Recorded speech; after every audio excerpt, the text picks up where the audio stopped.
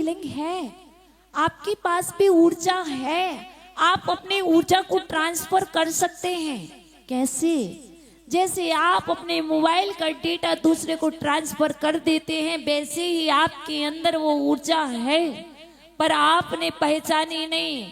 जिसने पहचान ली है वो ट्रांसफर करना सीख गया, जिसने पहचानी नहीं वो अपने लिए ही उपयोग नहीं कर पा रहा। इसलिए इसके लिए कुछ नहीं है, वो ऊर्जा यह है, सबसे पहले पॉजिटिव सोच रखना। ऊर्जा ट्रांसफर करने के लिए, हीलिंग देने के लिए निगेटिविटी, जो आपके निगेटिव थॉट हैं उनको साइड में रख दीजिए। उसके बाद आप भक्तामृत स्तोत्र का पाठ कीजिए। आप जो साधना कर रहे हो उससे जो भी एनर्जी मिल रही है वह आप ट्रांसफर कर दीजिए और दूसरे के लिए प्रभाव पड़ेगा। आपको हीलिंग सीखने की बिल्कुल भी आवश्यकता नहीं पड़ेगी, हम गारंटी से कह रहे। आप कुछ दिन भक्तामृत स्तोत्र की साधना तो करके देखो, पर साधना के मध्य में स्वार्थ नहीं होना चाहिए। हम साधना करते हैं स्वार्थ सिद्धि के लिए, और जहां पर स्वार्थ होता है, जहां पर अर्थ होता है, क्योंकि स्वार्थ में अर्थ छुपा हुआ है, जहां पर अर्थ प्रयोजनीय होता है, जहां पर स्वार्थ प्रयोजनीय होता है, वहां पर साधना भी समझ जाओ चली गई। इसलिए साधना करना निस्वार्थ भाव से, दया भाव से करो, करुणा भाव से करो। इसलिए आपके लिए और कुछ भी नहीं करना। ये भक्तामृत स्तोत्र तो आपके घर घर में है, आपकी जबान पर है, आपकी जीभ पर है, और आप कब से पढ़ते आ रहे हैं। यदि किसी से पूछा जाए, हम किसी से भी पूछते हैं तो वहीं पाल जी से पूछते, कहते 72 का हो गया हूं, 72 साल से पढ़ रहा हूं, पर अभी तक कुछ नहीं कर पाया हूं। कोई बात नहीं, सिर्फ 72 साल में कुछ नहीं कर पाए, आप 72 मिनट्स में सब कुछ कर सकते हैं। तो आप भक्तामृत स्तोत्र को समझिए, इसके प्रतीक मंत्र को समझिए। अभी क्वेश्चन बार बार आ रहा है, हम श्रद्धान की बात कर रहे हैं, जैसे कि हमारे मनोज भैया ने हमारे मध्य में एक क्वेश्चन रखा था कि माता जी ये 13, ये 20, ये सब क्या है। देखो मैं आपको बता दूं, ये भक्तामृत स्तोत्र है। भक्तामृत स्तोत्र का प्राय करके सभी मंदिरों में, सभी जिनालयों में और सभी संघों में उस यंत्र का उपयोग किया जाता है। अब बात आती है माता जी मंत्र क्या होता है। मैं आपको बता दूं, जो यंत्र होता है उस यंत्र के मध्य में मंत्र होता है। हम देवी को नहीं मानते हैं, हमने कब कहा मानो। हम देव को नहीं मानते हैं, मैंने कभी नहीं कहा मानो। कहा क्या? कोई हमसे शिकायत कर सकता? मैंने कभी नहीं कहा। लेकिन मैं ये जरूर कहती हूं, जैसे हम भक्तामृत स्तोत्र का 43 नंबर का काव्य ले लें, आज मैंने एक समाधान भी दिया था कि इसमें एक यंत्र है। अब आपके मंदिर जी में प्रत्येक जिनालय में एक यंत्र रखा हुआ है, उसमें 48 यंत्र हैं, और उस 43 वाले नंबर के श्लोक में आप देखना उस यंत्र के अंदर कौन सा मंत्र लिखा हुआ है। अब उसमें एक मंत्र लिखा है सर्व भय विनाशक, संपूर्ण भय। डर लग रहा ना मृत्यु से, बहुत डर लगता है कि मृत्यु ना आ जाए, बहुत डर लगता है कोई घटना ना घट जाए, बहुत डर लगता है, मुझे भी लगता है बहुत। तो मालूम क्या हुआ, उसमें एक मंत्र लिखा था। जब हमने देखा, कैसे देखा, हमने उससे देखा पूर्व दिशा से हम गए यंत्र में, पूर्व दिशा से हम बढ़ते हैं दक्षिण में, उत्तर में और पश्चिम में। इस क्रम से अंदर ही अंदर देखा तो उसमें एक हमने मंत्र पाया। वो मंत्र क्या था? श्रद्धान का विषय है। हम सारे यंत्र के मंत्र नहीं बता रहे, क्योंकि जिनका श्रद्धान नहीं है, क्योंकि यंत्र का अभिषेक सब करते हैं, करते यंत्र का अभिषेक सभी करते हैं, प्रत्येक मंदिर में यंत्र होते हैं और उस यंत्र में क्या होता है आपको नहीं मालूम होता है, इसलिए आप भ्रमित होते हैं। यदि आपको मालूम हो जाएगा तो आप भ्रमित होना छोड़ देंगे। मैंने उस यंत्र में देखा, मेरे पास यंत्र है, उस यंत्र में लिखा हुआ है ओम नमो चक्रेश्वरी देवी चक्रधारिणी जिन शासन सेवा कारिणी क्षुद्रोपद्रो विनाशिनी धर्म शांति कारिणी नमः शांतिम कुरु कुरु स्व। ये कहाँ लिखा है? ये मैंने मात्र आपको उच्चारण करके इसलिए बताया है कि आपके जिनालय में जो यंत्र है उस यंत्र में यह मंत्र है। जब मंत्र है तो श्रद्धान का विषय है कि नहीं? ये अश्रद्धान का विषय नहीं है, ये तो मात्र श्रद्धान का विषय है। क्योंकि हमारे अंदर में अश्रद्धान पैदा हो गया तो हमारी समस्याओं के भी समाधान प्राप्त नहीं हो रहे हैं।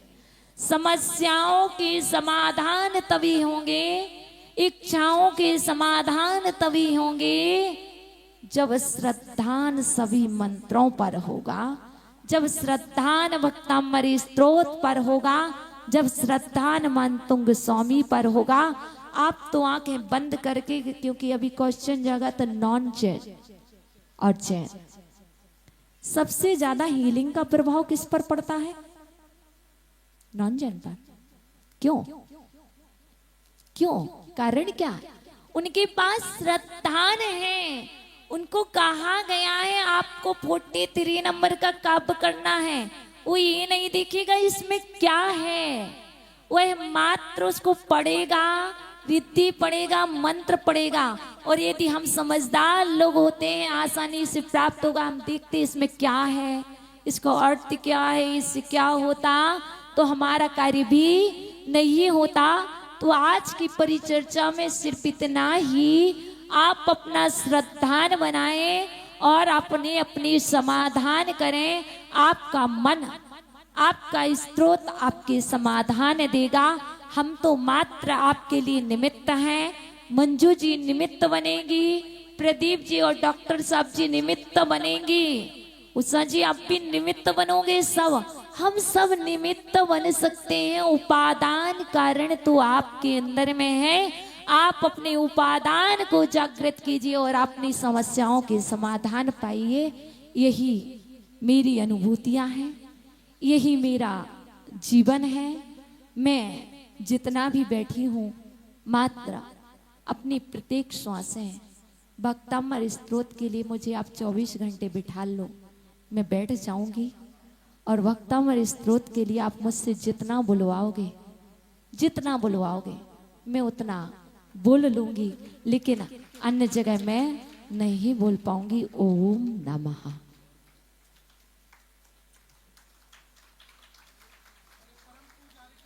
माता जी की जय। माता जी से अनुरोध करूंगा पूज्य गुरुदेव का भजन की 2 पंक्तियां हमें अवश्य सुनाइएगा। चलिए, और आप बैठे रहिएगा सब। मैं आपको एक बात बता दूं, सभी लोग सिर्फ 2 मिनट्स आप बताएंगे, क्या आपने मानतुंग स्वामी को देखा? आपने मानतुंग स्वामी को देखा? नहीं देखा?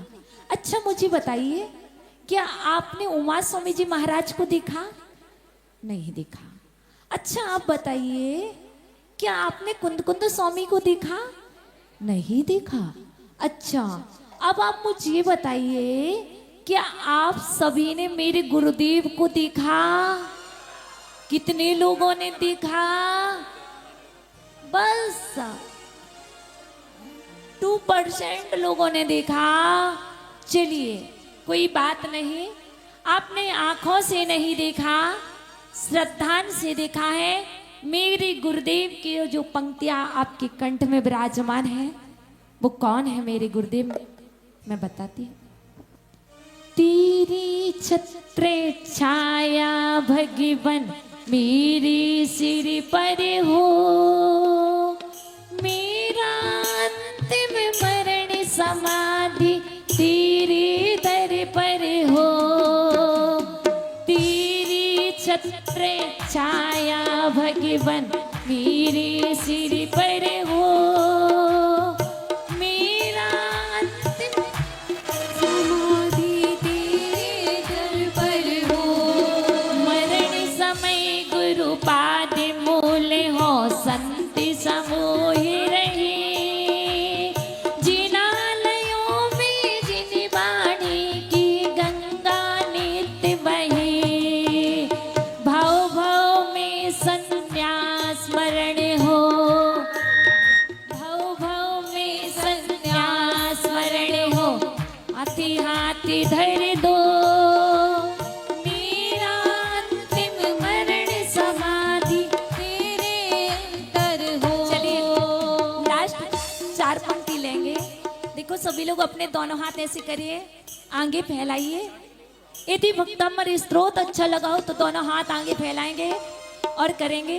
पुनः बुलाना भूल न जाना, पुनः बुलाना भूल न जाना, सपनों में आना, पुनः बुलाना भूल न जाना, सपनों में आना।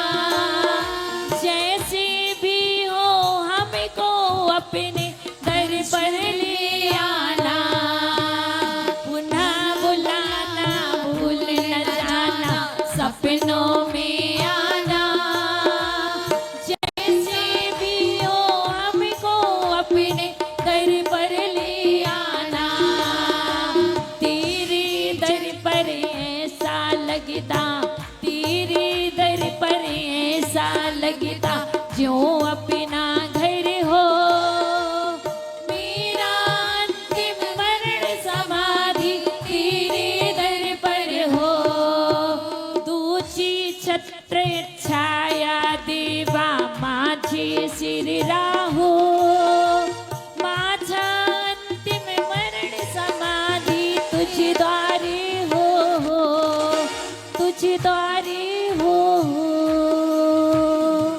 बोले परम पूजनीय आचार्य भगवान श्री विभो सागर जी गुरुदेव की।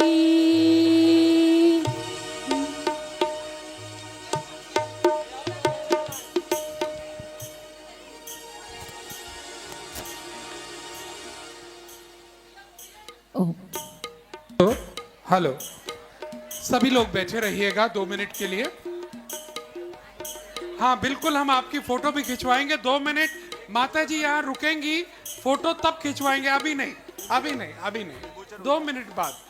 अभी हम विमोचन कराएंगे जो डायरी का यहाँ कमेटी ने प्रकाशन किया है। मैं आदरणीय प्रदीप जी, राकेश जी आप भी रहिए यहाँ, और हमारे नरेंद्र जी यहाँ पर आ जाएं और ये डायरी का विमोचन करें। और साथ में अनिल जी, हमारे मुख्य अतिथियों का सम्मान हमें कराना है, मोमेंटो भेंट करना है। आइएगा आप सब लोग, विमोचन में भी आइए डॉक्टर साहब प्लीज, और आप सब बैठे रहिएगा।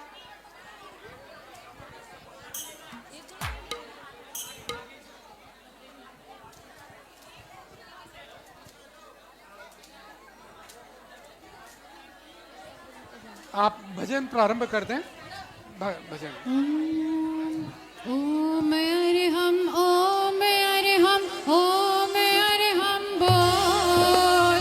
ओम अरहम, ओम अरहम, ओम अरहम बोल।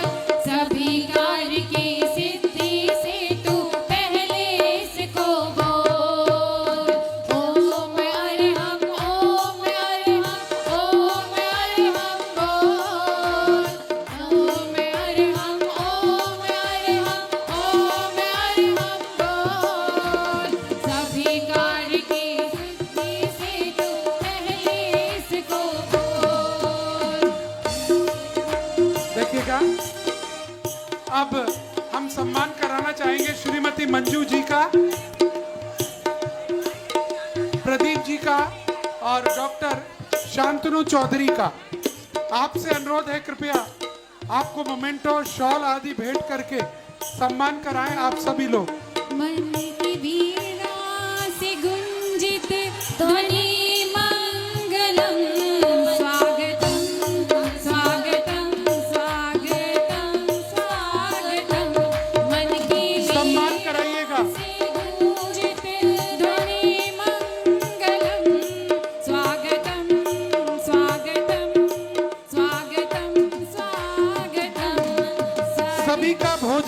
व्यवस्था उधर है, बिना भोजन के कोई भी नहीं जाएगा। विनम्र अनुरोध है, सभी के भोजन की व्यवस्था है, बिना भोजन के कोई भी नहीं जाएगा। सभी के भोजन की व्यवस्था उस तरफ है। ओम अरहम ओम अरहम ओम अरहम बोल। ओम अरहम ओम अरहम ओम अरहम बोल। सभी कार्य की सिद्धि से तू पहले इसको बोल। सभी कार्य की सिद्धि सभी लोग भोजन करके जाएंगे, बिना भोजन के ना जाएं। बोल। जिसने भी ये मंत्र पढ़ा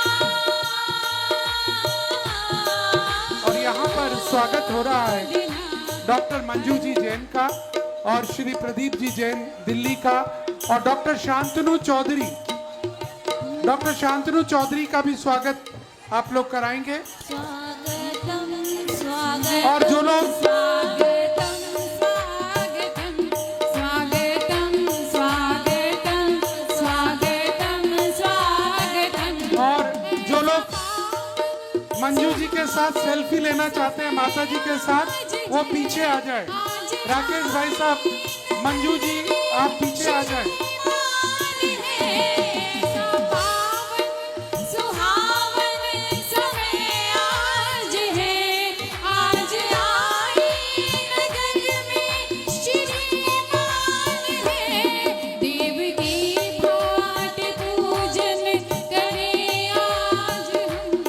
स्वागतम स्वागतम स्वागतम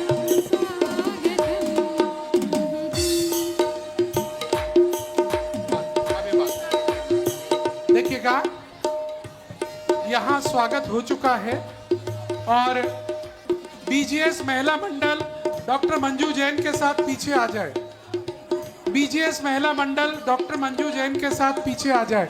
राकेश जी आप खड़े रहिए, आप बीजीएस के हैं। हाँ माता जी आप बैठी रहिएगा, अभी 5 मिनट बैठी रहिएगा, हमारी फोटो खींच रही है आपके पीछे। डॉक्टर मंजू जी के संग बीजीएस महिला विंग पीछे पहुंच जाए।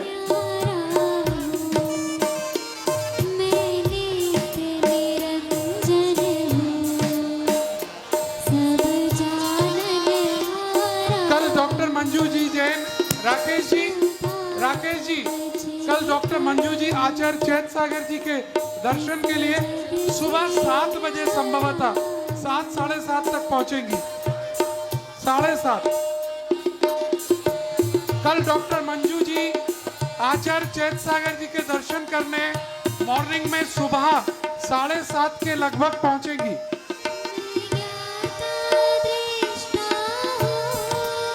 हाँ फोटो हो चुकी हो तो हटिए आप लोग। बीजीएस महिला मंडल नीचे आ जाए,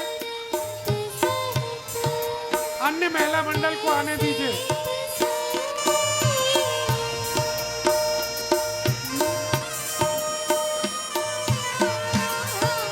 अन्य लोगों को आने दे, बाकी लोग नीचे उतरे।